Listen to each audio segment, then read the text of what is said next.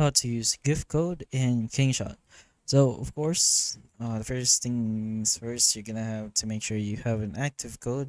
One of the main ways you can do that is by checking, but in general, you're gonna have to need a code first. So you can find this in any official Kingshot pages where they will give you the actual codes, or just go ahead to your preferred browser, search for current active codes in Kingshot, and you should be able to find quite a lot actually, since they will pretty much put out the unactive codes.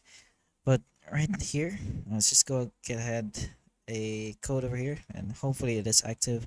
And if it is, just go ahead to the top left and go to your settings, since that's where you can basically redeem your gift codes. So just go ahead and press on the gift code right below notifications, and just press your gift code. So this one, and press OK, and then press redeem. And if it's active, we should be able to get the rewards for this gift code.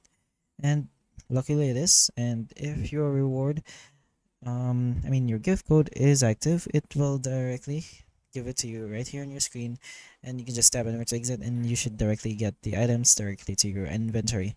So if you have any other codes, you can put that in, and that's pretty much how you use gift codes in Kingshot. So hopefully the information of this video can help you, and if it can, please like and subscribe for more videos like this, and that's all.